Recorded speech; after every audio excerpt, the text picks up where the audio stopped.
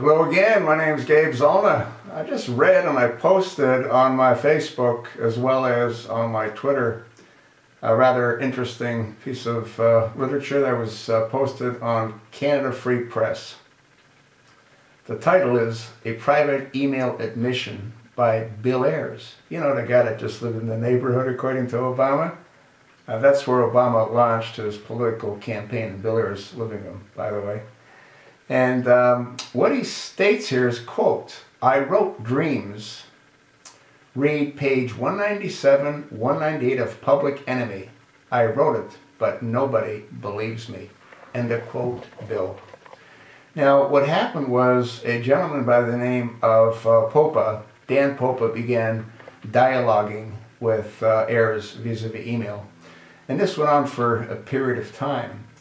And then what ended up happening was eventually Mr. Popa posed the question, and here's what he asked, quote, now why don't you come out for real, and real was capitalized, and admit you wrote dreams in capital letters, and throw a monkey wrench into Obama's war plans for derailing him. If you are truly so war despising as you claim, prove it. Prove it was capitalized. Give Obama a real Christmas present, emphasized by Mr. Pope, and present it in the actual email. Now, what he did was on Monday, December 9th, 2013, Bill Ayers answered Mr. Popa with the following response, copied in exact form from the exchange. In capital letters, he wrote, I wrote dreams. Read page 197, 198 of Public Enemy. I wrote it, but nobody believes me, Bill. Now, I believe him. And the reason that I believe him is because Obama couldn't put two words together that made any sense. And he still can't, you know what I mean? And if you read this article, which I hope you do because it's very informative, there was a gentleman by the name of Jack Cahill that went ahead and actually took the book apart and concluded that there's no way that Obama could have written this. It's not Obama. The style is Bill Ayers. And now Bill Ayers has come out and admitted. I guess the reason that he did is that he professes to be weary of war, which is why he was what he was when he was a radical extremist. And he knows that Obama has sort of gone off the rails, you know what I mean?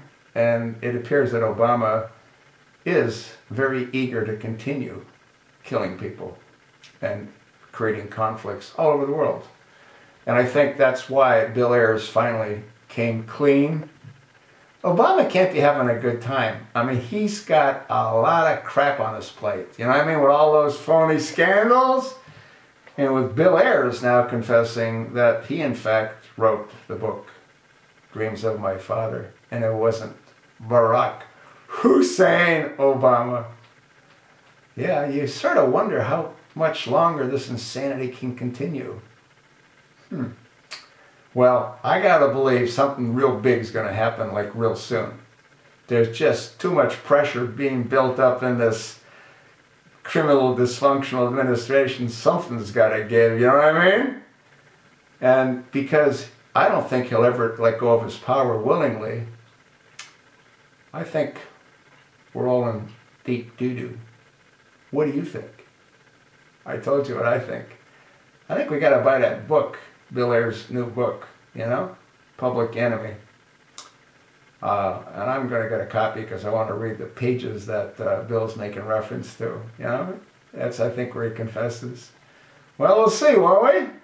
Obama, he's got to be getting some hell of a migraine. But actually, he probably doesn't because he just, you know, lights up one of those you know, whatever he does. And he's okay for now. What do you think? I told you what I think. I also told you what Bill Ayers seems to think. Huh? It's over. Well, not yet. But it can't last much longer. Can it?